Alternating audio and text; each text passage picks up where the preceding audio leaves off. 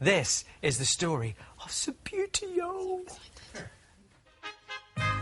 If you're a football fan and over 40, the chances are these tiny little figures have the power to transport you right back to your childhood. The game was Subbuteo. With a flick of a finger, you could win the FA Cup every day on your dining room table. Subbuteo table soccer every time. It was invented by Peter Adolph in 1947 at his home in the tiny village of Langton Green in Kent. What inspired him to make a table football game? He noticed on the market there was a similar game which was called New Footy. It was just sort of flat figures with solid bases, and he thought that if he actually got a button and put a washer in it and put a man on the top, it would have a lot more play value and it could spin it. And I have the original button which he bought from Woolworths, which inspired it. Peter decided to test the market in Boy's Own. The response to his ad was phenomenal. Mailbags full of orders arrived here at his mother's home. So, £7,000 worth of postal orders, that's a lot of postal orders. £200,000 in today's money. And he hadn't even made the game yet. No, he hadn't. It's all done on an advert, so really he had to get his mother and some friends just to try and get some game out so he wouldn't get sued.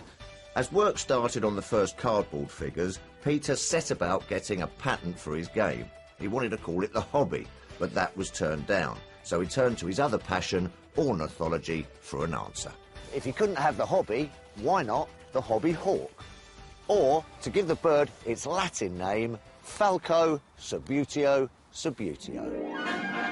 The game was born. Soon Peter had to move to bigger premises. This house had a stable and a hayloft at the back, the perfect site for the first factory.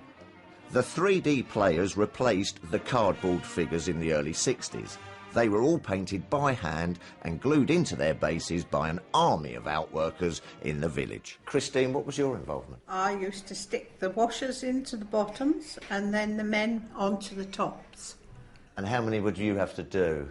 I did 4,000 a fortnight. And Malcolm, you did a bit of work for them when you were a young lad. Yes, I did. School holidays, I was at boarding school. If I wanted any pocket money, then I had to paint Subbuteo players.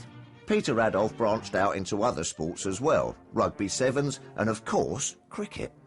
I remember this. Cricket. Many hours sat on the dining room table, and they used to say, when I played cricket, I used to field like a Subbuteo fielder, because I just used to like that, stand there and let the ball go past me. By the time England captain Bobby Moore had his hands on the World Cup in 1966, there were 6 Subbuteo factories in the Tunbridge Wells area. Business was booming, and Peter decided to cash in. In 1969, he sold up to Waddington's for £250,000. So what did he do with his time once he sold up? He's always wanted to invent other games, but nothing was ever really as good as Subbuteo. But I, for one, was more upset about him selling up than he was. Even today, the game is still played, and team selection continues to surprise. Hello and welcome to the one-show Subbuteo match of the day. The Reds are captained by newcomer goalie Matt Baker, and the Blues are skippered by Alex Jones, on loan from Wales. Up front for the Reds, the dynamic duo of an unmistakable Chris Evans and the new teenage wonder kid, Phil Tufnell. So, Mark, fancy a game? Yeah. Come on, mate, I'll kick off. Oh, and Arthur Smith falling off the table. Oh, and Chris Evans is through. He shoots, he scores! Yes!